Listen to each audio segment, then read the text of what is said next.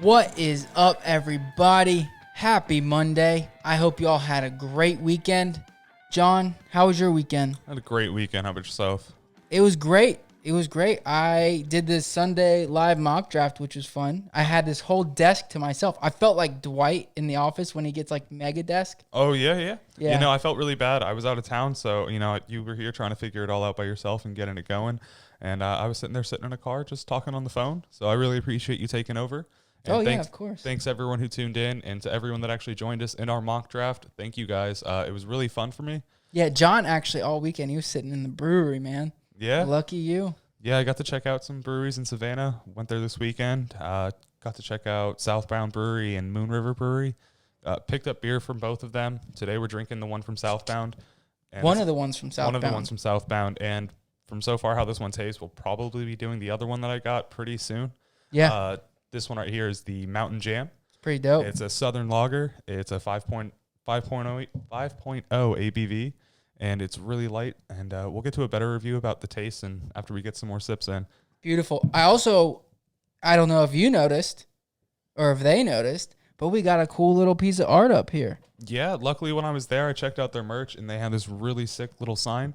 So if you guys want to see what it looks like, check us out on YouTube. We do have videos of our podcast every day, every episode. You can see our beautiful faces. You can see our faces and our wall that's slowly going to be decorated with the good breweries that we get beer from and that have some cool art for us. And some NFL gear. I mean, we already got a terrible towel, the Dolphins pennant. Yeah, and a Pirates only sign. Our Pirates, baby. Buccaneers, obviously. Come on. Oh, no. Ugh. Anyways, thank you guys for tuning in. We have a freaking packed show for you today. Yeah, we did. I just kept adding stuff. I know this. I felt like it was never ending. Yeah, we did our news episode last week, and that was supposed to be all of the off-season news, but even within a week, we have a handful of stuff that we're going to have to go over. A lot of stuff's going on. COVID's changing a little bit of things. The football's going on. So, Mike, you want to jump into the news and tell them what's new? I do. So, first of all, NFLPA, they agreed. Football's back. That's pretty good news, I would say. That's awesome news. Yeah. Otherwise, we'd be starting this at the worst time. Yeah. No, yeah. Yeah, you guys started a podcast right as the NFL season was canceled. What are you doing? But that's not going to happen. We're staying optimistic. You guys should too. They're doing, I don't know if I was talking to John about it today, but the LA Rams posted something, the NFL posted something on their Instagram about the Rams facility, and we reposted that on our Instagram story today, just some precautions they're taking and how they're handling COVID. So, and that's pretty neat. Go check it out on NFL's Instagram page. But anyways, like I said, NFLPA, they came to an agreement. And a couple points I want to, mention about it. And I think this is kind of what got the deal done. Obviously, the players want safety first and foremost, which is, what everybody should want. And then to make sure they're still going to get paid for the work they put in. So they are going to be paid on a prorated basis if the season does get cut short, which is positive. And then some of the things that the NFL, some activities, or some restrictions they put on the players is they banned some activities, going out to bars, having parties of more than 15 people and stuff like that, which is finable now for this year. So, good. But overall, great news that it's back, or it's coming. Football's coming. Yeah, here we go. Ready for a great year? Yeah, but to go along with it, unfortunately, to jump into our next piece is some people are opting out already, which is to be expected. Yeah, people do worry about what their families are going to be going through and don't want to get their families infected if they end up getting infected and go home for the night and find out the next day. Yeah, and if, at the end of the day, if the players don't feel safe or if somebody doesn't feel safe, I don't expect them, and nobody should expect them to get out there on the field, no matter the amount of money or anything like that they're making. Absolutely. If they're not feeling safe, then that's It's them saying no to the money. Just because people who like us who don't make enough, we would obviously jump to that opportunity. It's different when you're actually in that situation, and they have that right as people. Yeah, definitely. Safety first. A couple players that have already opted out. Laurent Duvernay-Tift, he was the right guard for I'm tangled up here. The Super Bowl winning Kansas City Chiefs. And then, but they did sign another guard, Kalichi Osemele. And so they replaced him, which is good. Good for fantasy outlook. And then another wide receiver kick returner, D'Anthony Thomas, he opted out. And then the guard from Seattle, he opted out, Chance Warmack. So we will keep you updated as more players pop or opt out, and if there's any big names, which I'm not going to be surprised if there is. Yeah, hopefully no one's stars end up deciding not to play this season. But if they do, handcuffs are going to be very valuable this season. So if you have that handcuff running back in your team, make sure you hold on to him and don't drop him for someone else that might be on the waivers. 100%. John, you want to get into the next piece for some positive news? Some positive news for all you guys that are holding on to Raheem Mostert. He just restructured his contract with San Francisco.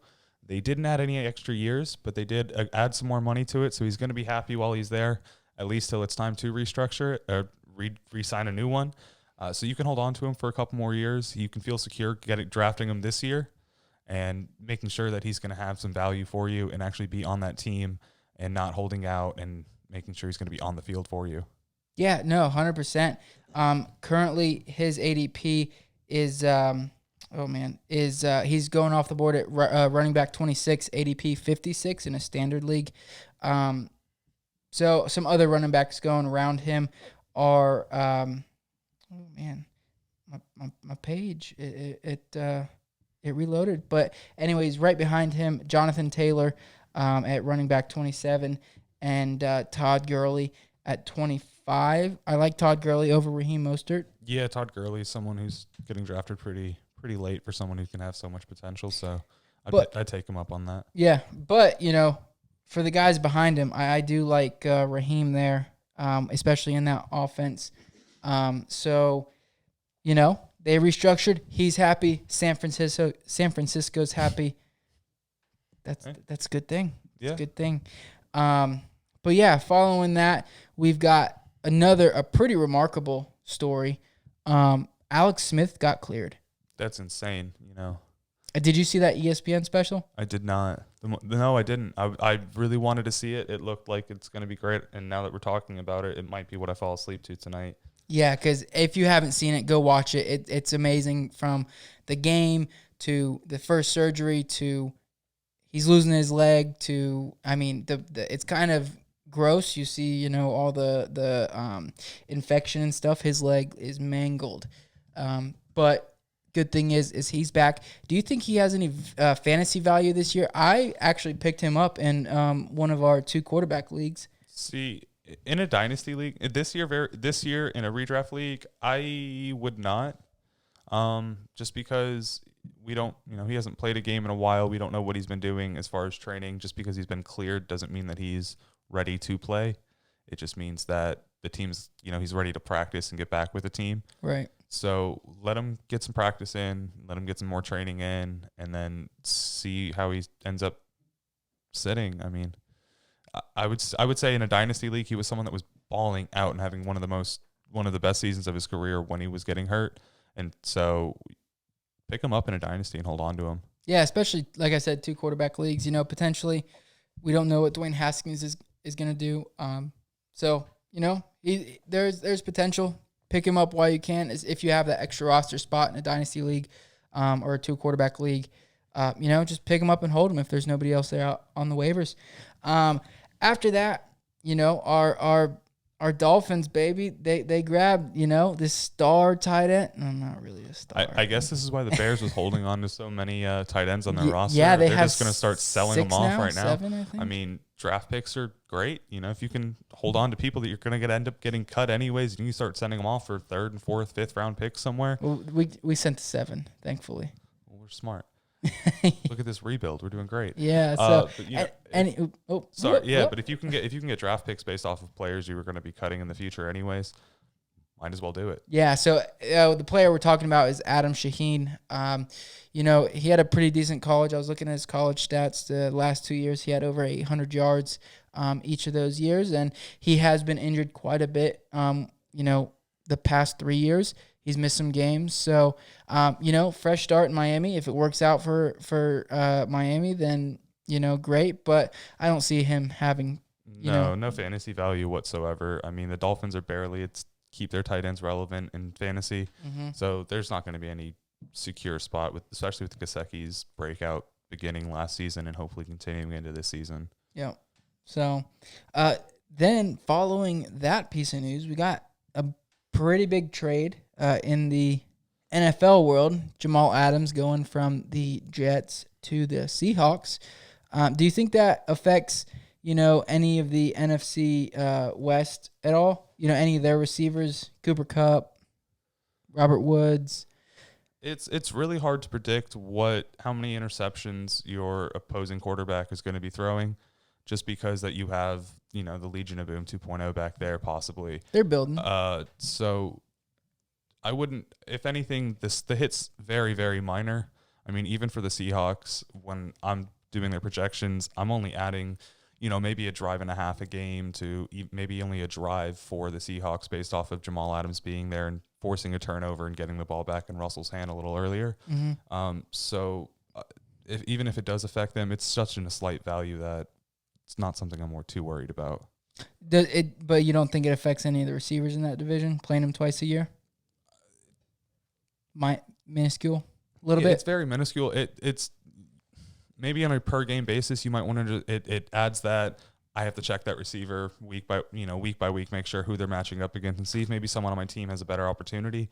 But if you have a top tier receiver up against someone who's amazing as a safety like Jamal Adams, you're not hoping to play them against them, but you're not sitting. You're not sitting them. You're not like going to sit them. DeAndre Hopkins. Yeah, you're not I'm sitting. playing him. I'm playing DeAndre Hopkins regardless if he's playing Jamal Adams or if he's playing, the Sisterhood of the Blind. He's going to be getting the ball. He's going to be fantasy relevant. You're playing him. Yep, 100% agree there. I do think with Robert Woods and Cooper Kupp, with the help of Quandre Diggs and Shaquille Griffin at cornerbacks, paired with Jamal Adams, and then of course you got Bobby Wagner there in the middle in the linebacker spot. So I do think that they do now have the opportunity to shut down about half a field, half of the field. But I agree. I don't think it has too much fantasy impact. But anyways, let's keep moving. Did you see the Twitter beef today? I did. We posted it on our story. Mr. Keenan Allen himself, someone who's honestly a little undervalued and overlooked for the amount of talent that he has. As an NFL receiver, as an NFL receiver, and honestly, in my opinion, a little bit of fantasy. Yeah. He's not consistent in fantasy, but he's someone that's extremely talented and has that upside with him every season.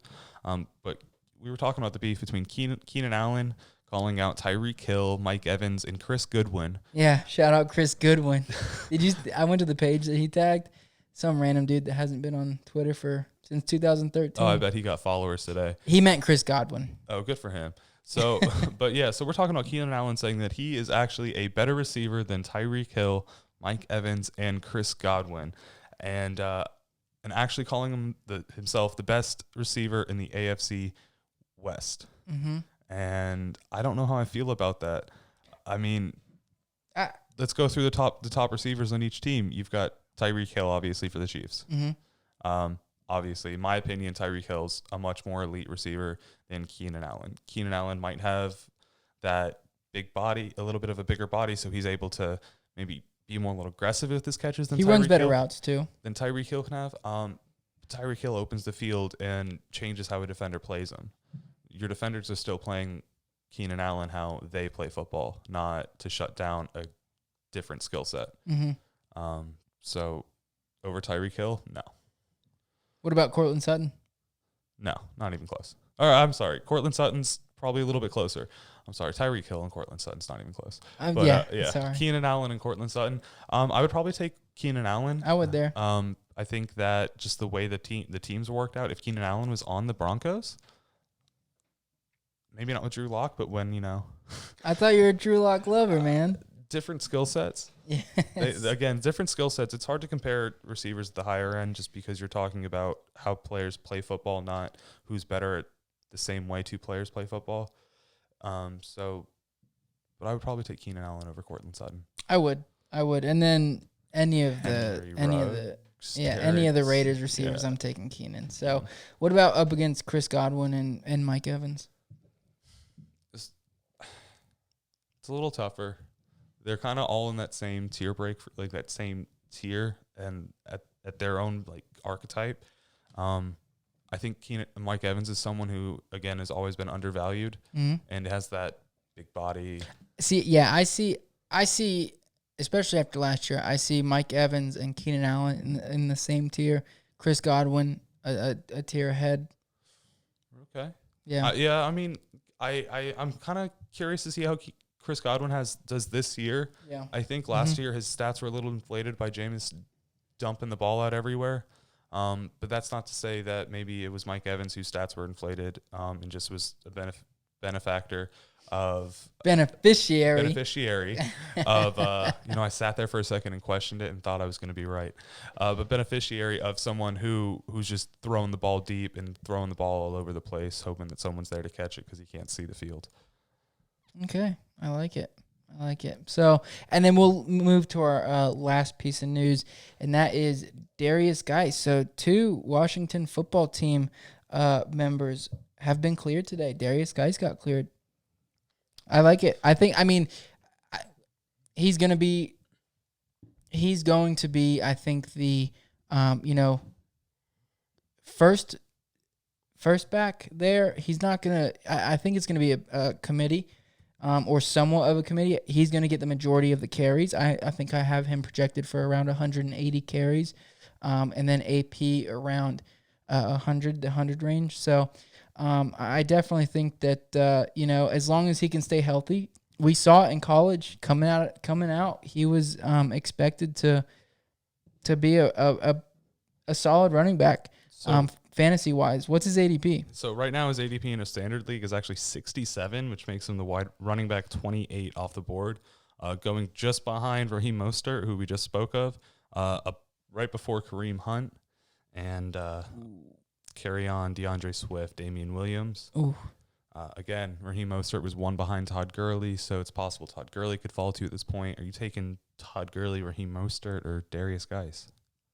You just named them in order. That's how I'm going. So you're following the ADP on those? On that, yeah. Yeah. But I'm gonna take. I would take another question: Kareem Hunt or Darius Geis? I would take Kareem Hunt, especially in a PPR league. I right now with it sitting how it is, I probably honestly would take Darius Geis. Depending on how my team's built out, if I need more of a flex player or more of a solid running back, I think I'd take Darius Geis. Being that there's been no camp talk, I know there's been the talk of Kareem Hunt sitting in Zoom meetings with the receivers for the Browns and him possibly playing out of the slot and lining up as a receiver this year, which would give him a really unique fantasy value. Yeah, so I apologize. So in PPR, Darius Geis's ADP is 77 and running back 34, so a bit lower. And Kareem Hunt jumped all the way up, or is at that RB 26, 54 ADP. Okay, we were talking standard. So. Yeah, so but I apologize. I asked PPR. So in PPR league, you got J.K. Dobbins right in front of him, RB 33. Tevin Coleman right behind him, RB 35. I'm not taking Dobbins this year, and Coleman's. I've finished my San Francisco projections, and Coleman's sitting in a peculiar spot. Mm-hmm. It's pretty close to where they have him right there, and so I have to finish Washington and see where I have him finished lined up at, and give Kinda you guys where a better goes. answer. I think they're actually pretty close to each other, and Yeah. if I got to that position and only one of them was there, I'd take him. Dope. I like the opportunity Geis has in the upside. I think that he's lower this year because he hasn't been consistent and been able to play a 16-game season. So if he has that opportunity, no one knows what he can really do.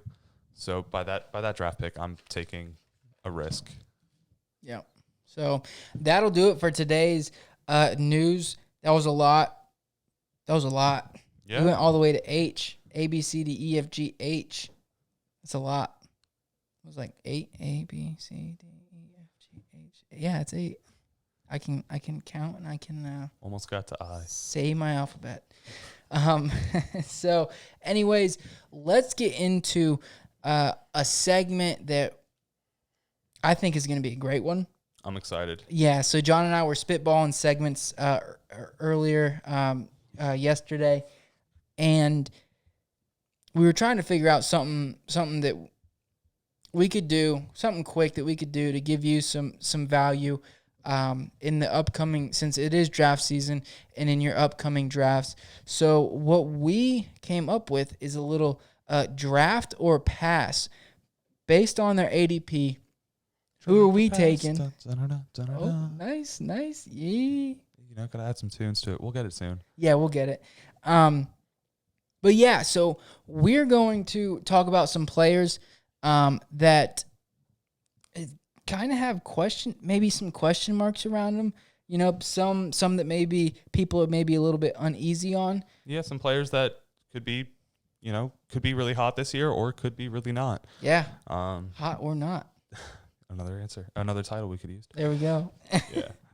So let's get into we're going to alternate back and forth. So let's get into my first draft or pass, and that is Clyde Edwards-Helaire. John, you're on the clock. Draft or pass? Are we doing standard or PPR? Let's Both. stick with PPR for now. With PPR. So in PPR, he is actually going right now at running back 14. Draft pick number ADP 22, which is right in between Aaron Jones and Todd Gurley. Right there, I'm taking Aaron Jones if he fell to me, and if not Aaron Jones, Todd Gurley. So that is a pass for me. Yeah, no, I agree with that one. A couple other players that are going that aren't at the running back position there. George Kittle's right there at the 24 spot. Chris Godwin right in front of him at the 21 area. But yeah, Todd Gurley directly behind him at RB 14, 22, or 22.2 technically. I'm grabbing Todd Gurley. I think that Helaire could, he obviously he's on the best offense in the league. So he could explode. But I think with Damian Williams there, they'll get him accustomed to it. It may be, quicker than people are thinking, but I'm going to pass and go to Gurley as well, or one of the other options. John, hit me with a question.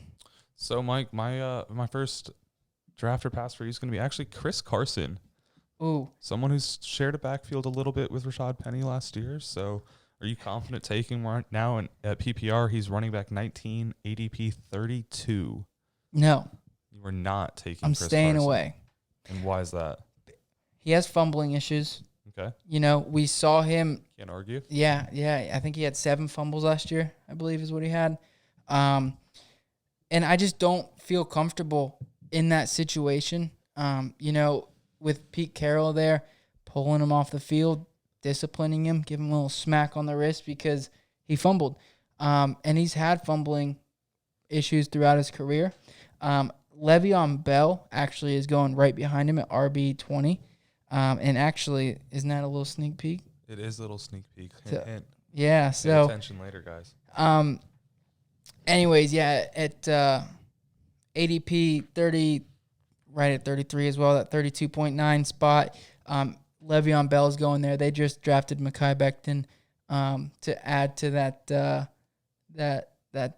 offensive line. So I'm gonna grab him, or I'll grab Allen Robinson is there as well, ADP 34. So I might avoid the running back spot at that position and just go Allen Robinson. And it depends how your draft's going at this point. We're at pick 32, so you're talking beginning of the third round or end of the third round.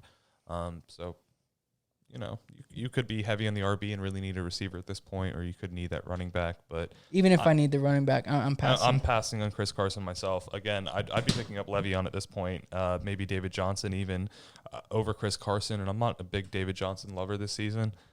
But even Melvin Gordon, who's someone who's going to be doing a shared backfield with Phillip Lindsay and running a new scheme that he's not used to, I'd probably take him over Chris Carson.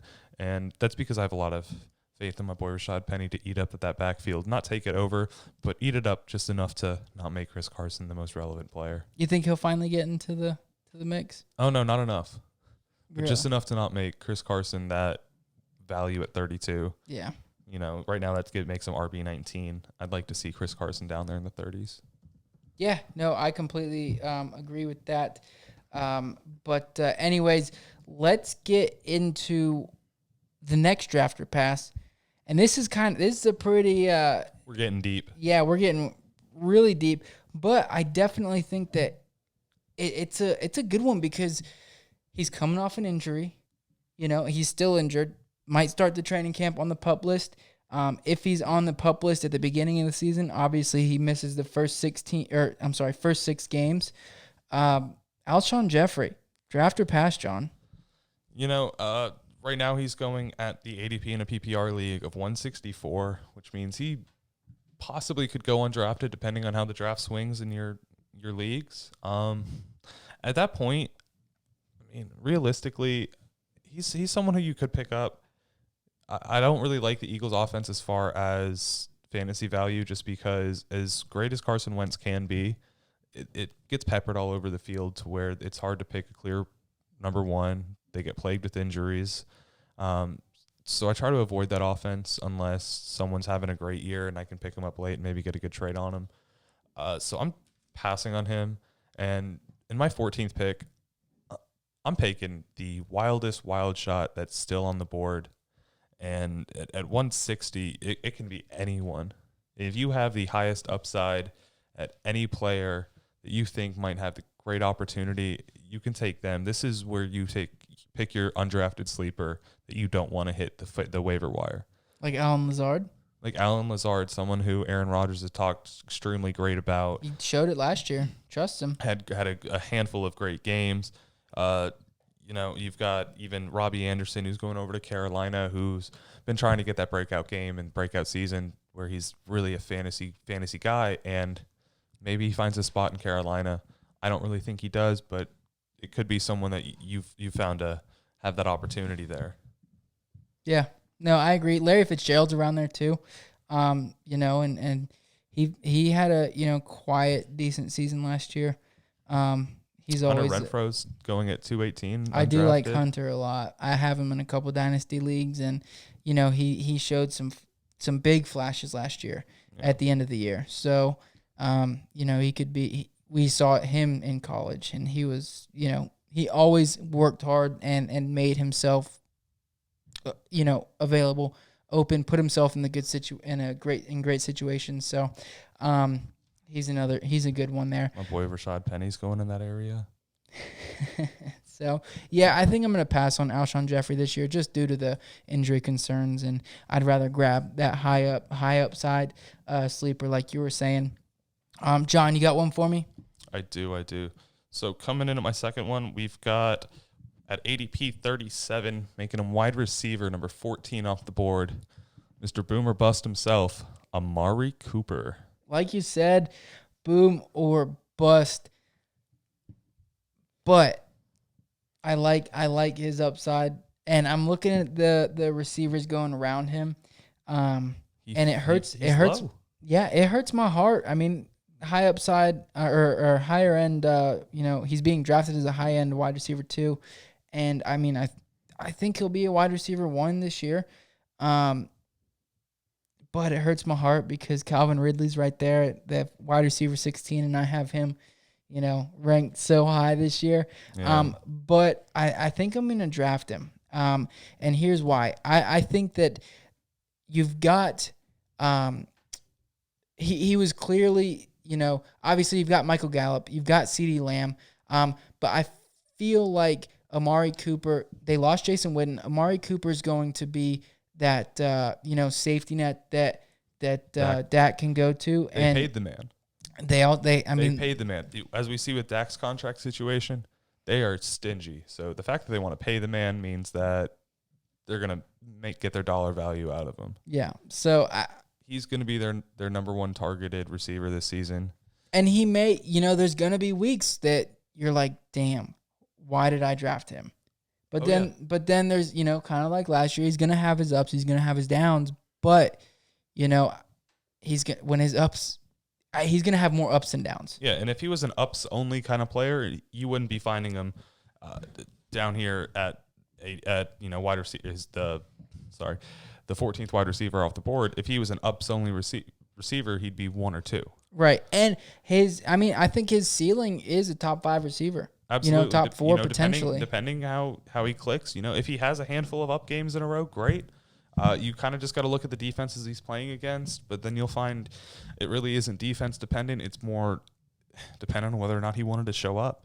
He missed a lot of games last season where he was playing against lower tier defenses, and those were some of the games where he really sat down and didn't really put up the stats that he wanted. Yeah, no, I completely agree with that. Last year, he finished 34th overall, which is a pretty decent season. Let me see here. He finished as the wide receiver 10, so in front of that, he's low-end wide receiver 1 last year, so I definitely think he'll get probably around that spot this year. Yeah. So, anywhere over 12 for wide receiver 14, I think would be a pretty good value, and you got him at a discount. Mm-hmm. Yeah. So, last one for me to John. John, and this is kind of shocking to me. I was pulling up his stats, and in a PPR league, he is being drafted as the wide receiver, or as a wide receiver 1, a very low end wide receiver 1. The lowest of lows. As low as you can go. But Odell Beckham, wide receiver 12 in a PPR league, ADP 35.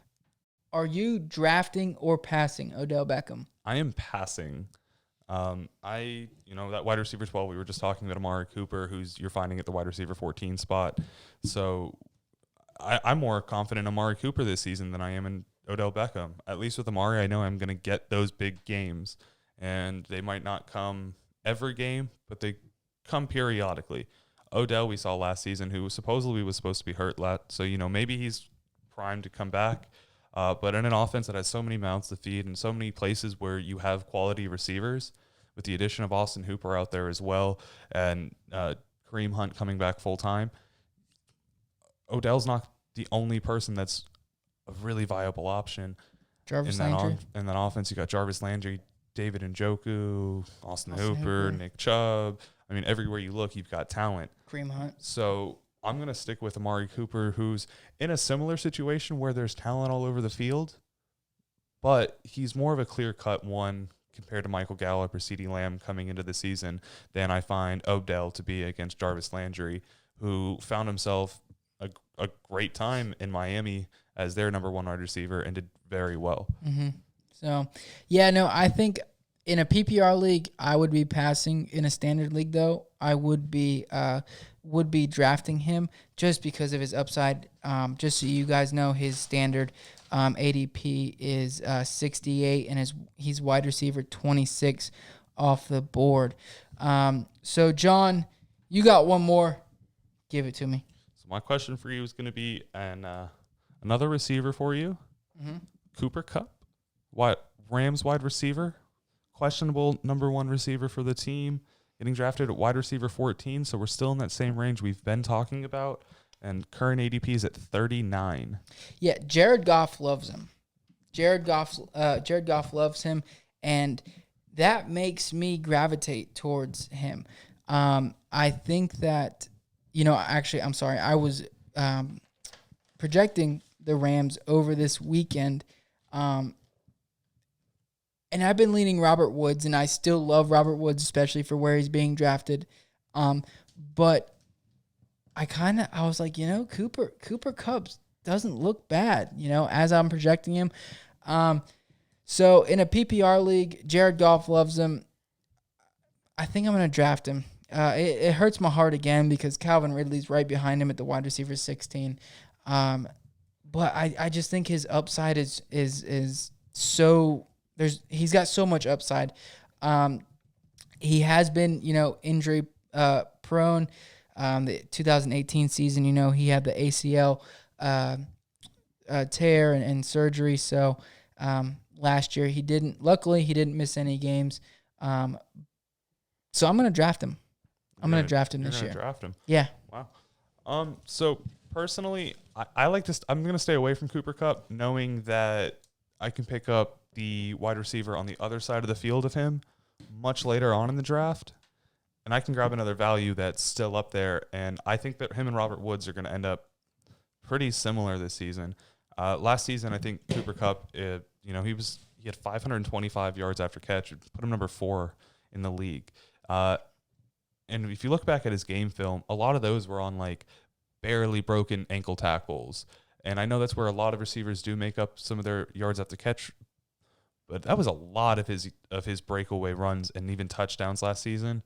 And that could have easily have just been stopped there at 20 yards rather than 60 on just the shifting of his own weight. And I don't know if I trust him to be able to have that body control and be that amazing yard after catch receiver. He only ran a 4.62 in college and in the combine, so he's not the speediest of men out there. So his breakaway speed's not there. So it's all on his. It's going to be on missed tackles, shoestring tackles that got broken, and Robert Woods is getting drafted much later. So I'm gonna grab probably Amari Cooper right again. Hopefully he fell to me, and again, if not, you've got Calvin Ridley right there. Calvin Ridley right behind him, and I'm not going to be upset about any of that. Yeah, no, I can see that. You made quite a great argument. So, yeah, I think there, like you said, there are other values there. So, passing on him may not be the worst thing, and grabbing Robert Woods later is great. But like I said, after I statted him out this year, I wasn't high on him. But now looking at what he did last year, what he's done in his past, I think I'm going to draft him. Yeah, I mean, you're going to get value for him. It's just someone that I personally don't like. And it's not that I don't like him. If he fell to me, at the 20, I'd be like, wow, look at this value. I have to take him. Mm-hmm. It's just kind of in that range where I might like someone else. Yeah. No, I completely agree. It's a difficult one, difficult decision to make. But anyways, ladies and gentlemen, that was draft or pass. Now let's move on to the meat and potatoes. The meat and potatoes. The steak and eggs. Just meat and potatoes. Yeah, I like meat and potatoes. Hearty. Yeah, I've only had steak for breakfast once, and I hated it. Oh, I hated it. No. Yeah. Show canceled. Let's get into our 2019 Outliers segment. I think it's going to be a good one. I was looking over some outliers, and real quick, for any of those who don't know exactly what we're talking about, just any person who had a either overall season or a handful of games that really boosted their fantasy value, Mm-hmm. That's going to be an outlier.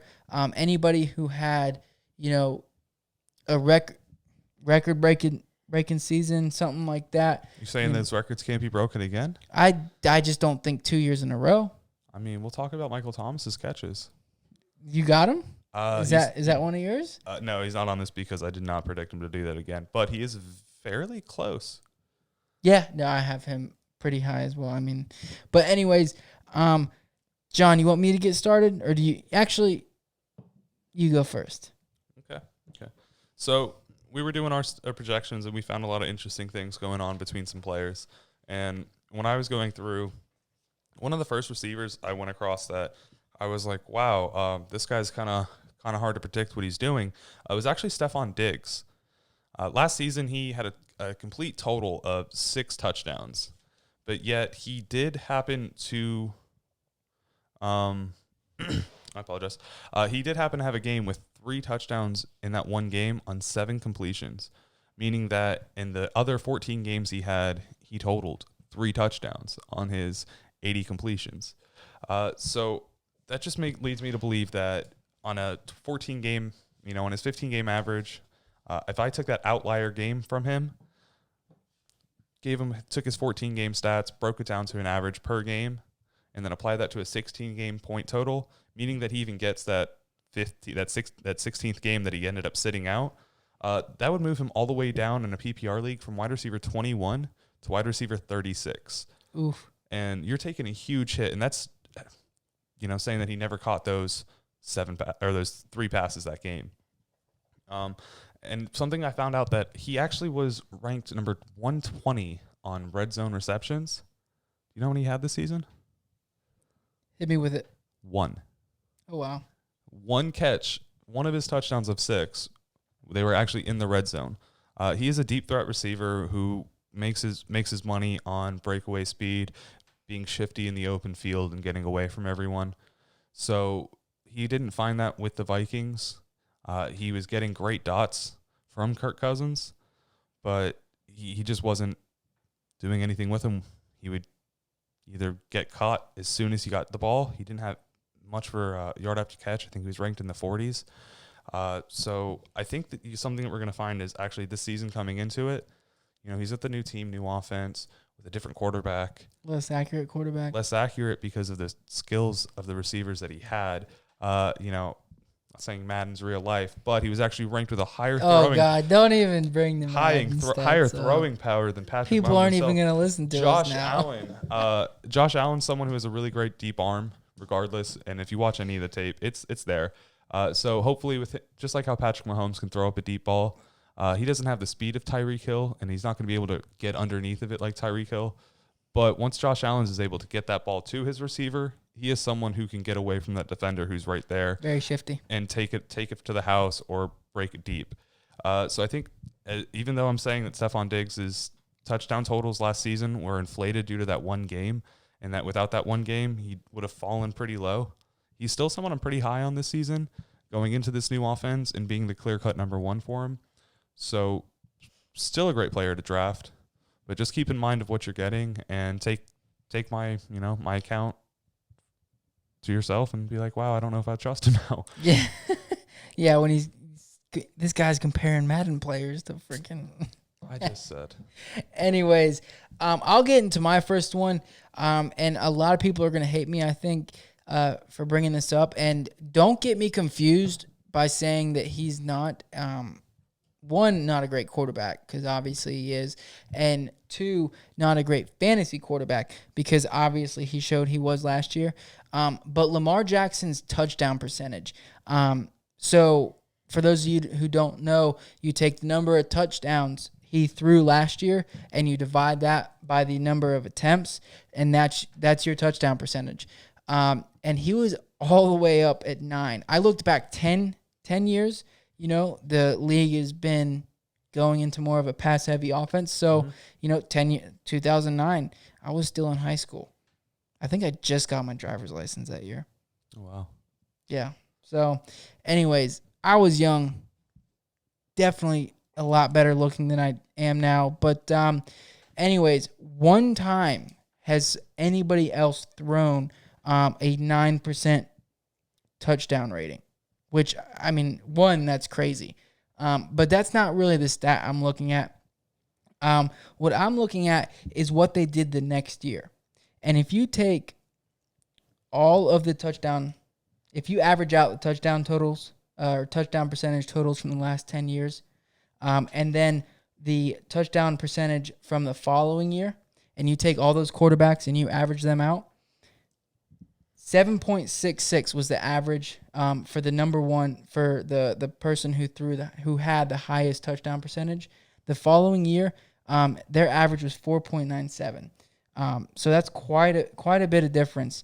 And only one time in that 10 years, and it was Aaron Rodgers, did they finish as the did they throw again the number one touchdown percentage? I don't know if I'm making myself clear. Do you get what I'm saying, John? Yeah, I'm keeping up. What you're saying is the top touchdown thrower, the next season, it statistically says that they take a big hit going from the 7.66 down to the 5.2. 4.97. 4.97. Close enough. Close enough. So you're saying that you're not expecting him to be throwing as many touchdowns and as little completions. I'm not. Unless they throw the ball more. I don't. He threw 36 touchdowns last year. I don't see. Which led the league. Yeah, and So you think throwing the ball more and not just more accurately? I think that one. I don't think because they're a run first team. I think they're going to be around that. They threw 400. He had 401 attempts last year. I think he's going to be around maybe a little more with a little less rushing, maybe.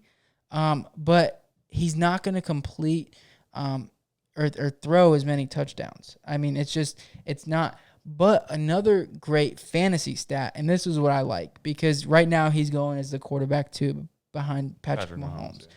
Yeah. Big Daddy himself. Yeah, in the last 10 years. The number one fantasy ranked quarterback did not fall outside the top 12 except for twice.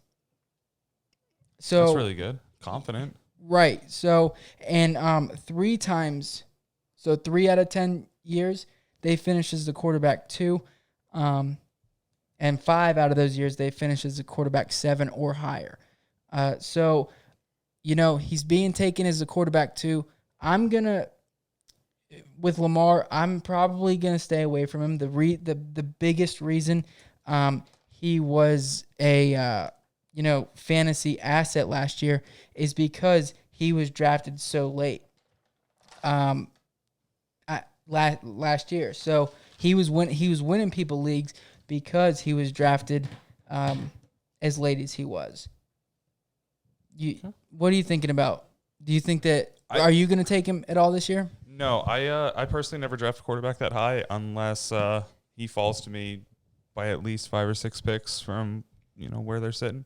I need to have at least 2 running backs or 2 receivers before I feel comfortable taking, or 2 running backs, 2 receivers, or 1 at each spot. I need to have security there before my quarterback, even if it's Lamar Jackson, because if you're taking a quarterback that early, if he gets hurt, you're not replacing that value with a streamer. Yeah. You took him that early because he's putting up that many more points than the next best guy. So, no, I'm always going to stay away from him. Yeah. Yeah, he last year, just to give you guys some perspective, he was drafted as the ADP 88 overall, quarterback 11. This year, ADP 17, quarterback 2. Like John said, if I'm at the turn or close to the turn, and I can get him in the early to mid third, I'll take him there. Because, like you said, you get your running back and you get your wide receiver. But overall, I'm probably staying away from him if he's going in that second round. Yeah, absolutely. Great guy, great quarterback.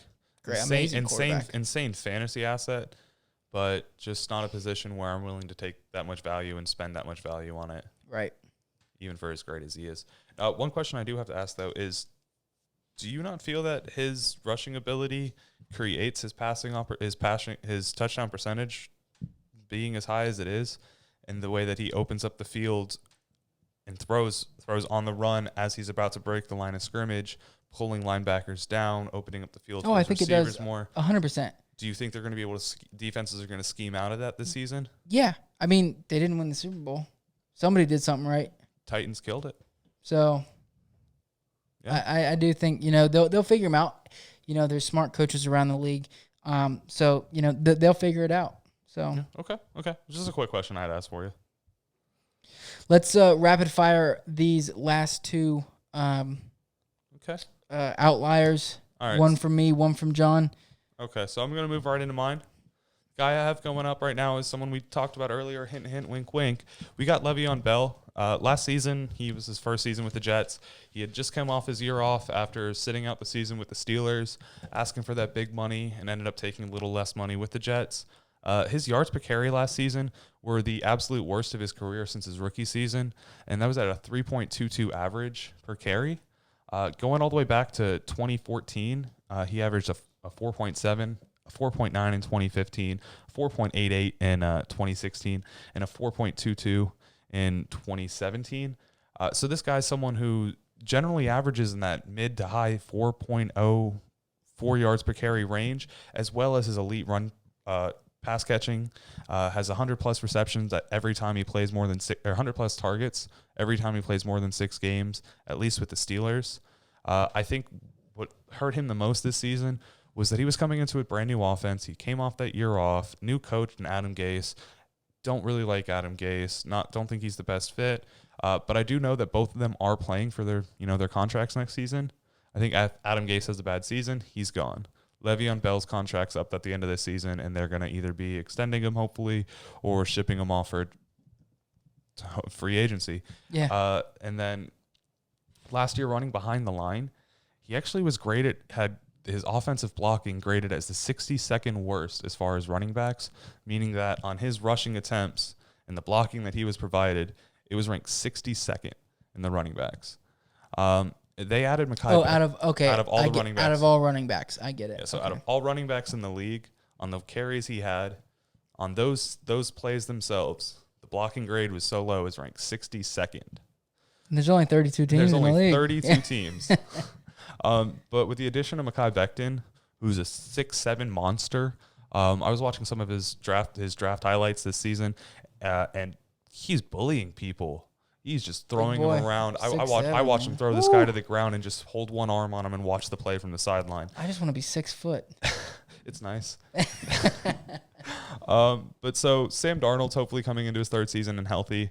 Not going to be having that mono issue. That's not something that was even a physical injury that you need to worry about in the future. And they shipped off all their other receivers.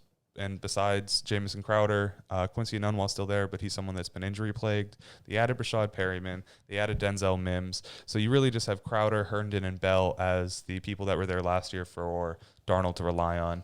And I think it's the Bell-Darnold connection is going to be pretty good this year. Mm-hmm. And I think that 3.2 yards per carry percentage is something you're not going to see. And with the amount of the over 250 attempts that he got last season, would put him at over 1,000 rushing yards when he ended the season with 789. Beautiful.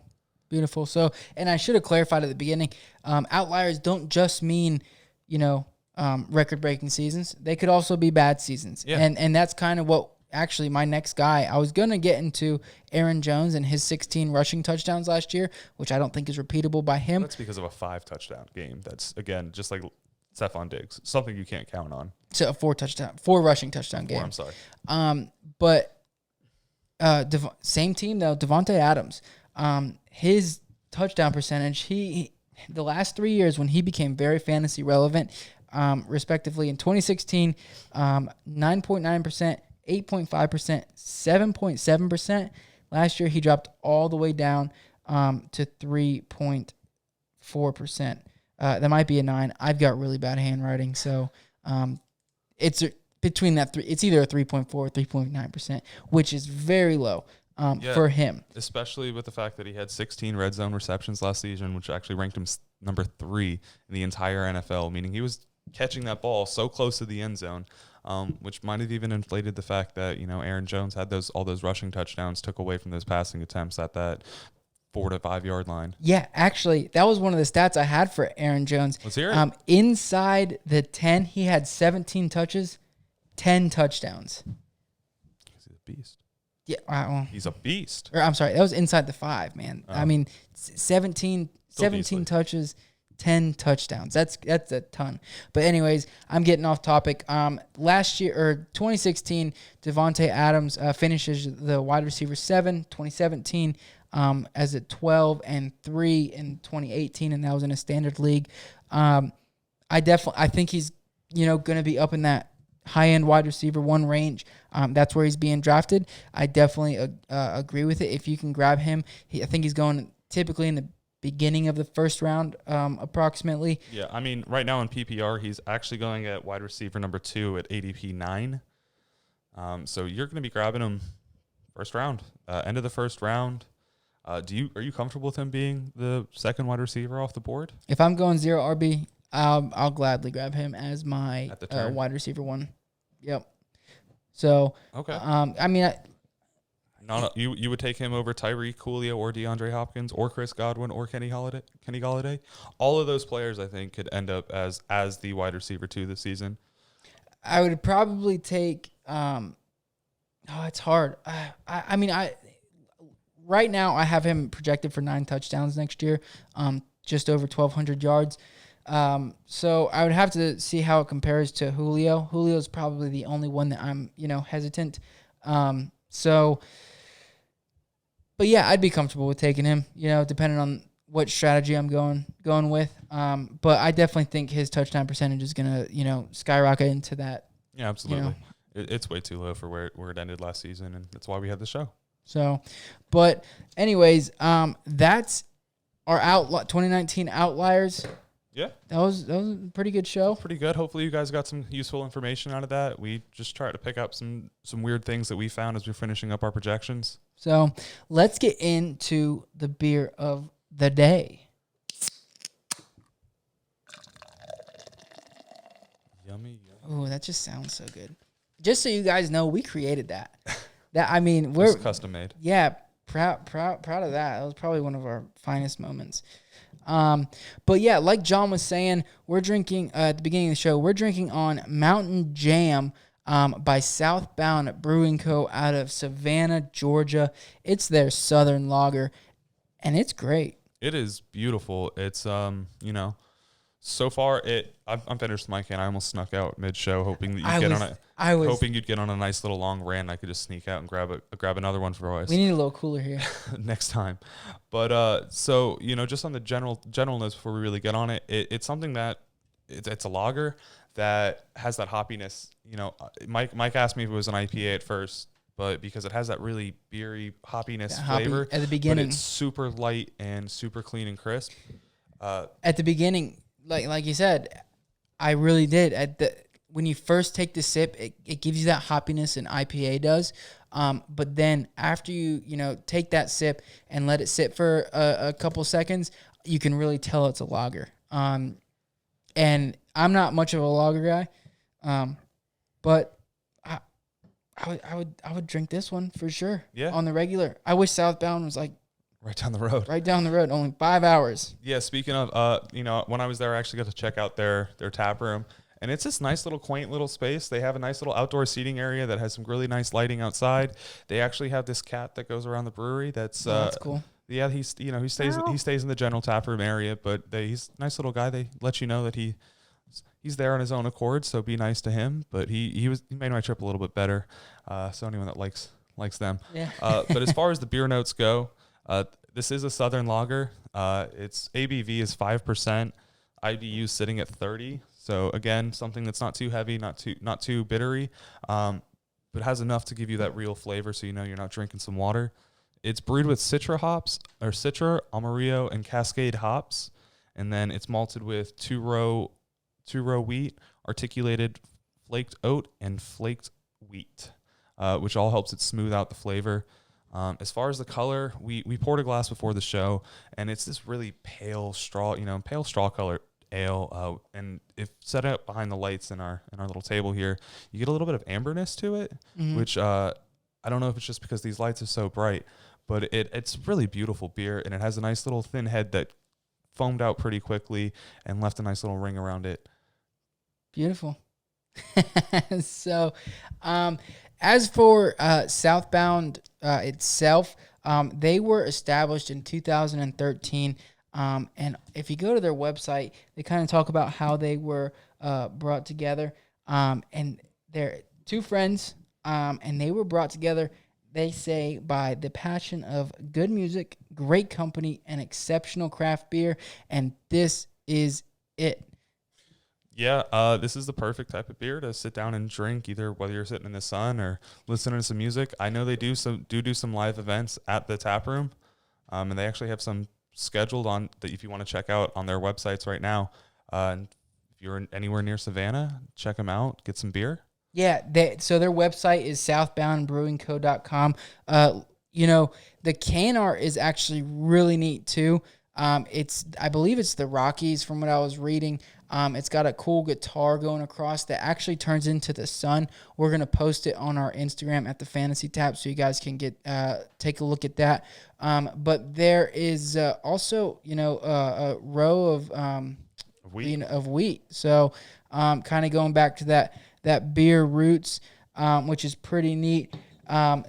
Looking back at the cans, yeah, this is definitely something good to take while I'm going hiking or going to enjoy some views while we're sitting there once you finish your hike and get that nice little perch. There's a cool park we have here locally, and they do music and stuff like that on weekends and whatnot. But if they allowed alcohol, I'd probably grab this beer to go, sit down in a I might little have to get in chair contact with the tap room and see if we can get a few more 6-packs sent to us. There you go. Also on their website, you can go and check out if you're in the Savannah area. Check out their events. They've got a cool one coming up, I think on the 21st, if I'm not mistaken. It's like one of those paint and drink things. Yeah, paint and drink things, which is fun. Yeah, I've never done one, but it sounds pretty cool. It's actually on the 22nd of August. So, but other than that, there's also find a beer finder on their website. They're not in many places, and I know that originally we said that we were going to do bigger craft brews for now. But John found this brewery, and he said it was awesome. So we're like, you know what? Let's give it to the people. So hold it out. They're right now, according to their website, they're being distributed in Georgia, South Carolina, and North Carolina. North Carolina, Missouri. I don't know why. And South. Did I say that? You did say South Carolina. So North Carolina, and Missouri. They've got as well as Georgia. They've got 3 places in Georgia, 4 in South Carolina, 1 in North Carolina in the Asheville area, and then 1 in Missouri. So make sure you go to their website, southboundbrewingco.com. Check out where you can find this beer if you're in any of those areas. Check out when they're open if you're in the Savannah area. John, let them know where they can give us their beer recommendations and where they can ask us their fantasy football questions. Yeah, guys. So as everyone should know, if you guys have any beer recommendations from local taps near you, big breweries around the country that we could be able to get towards to us, send them over to thefantasytap@gmail.com. And if you guys have any fantasy football questions, as well as some more beer reviews, send those over to @thefantasytap on Instagram and Twitter, where we'll be able to answer any start-sit questions when we get towards the season, draft questions, ADP questions, or anything like that to help you guys win your leagues. Thank you, everyone, and have a great night. Y'all have been awesome. Love you guys. Thanks for the support.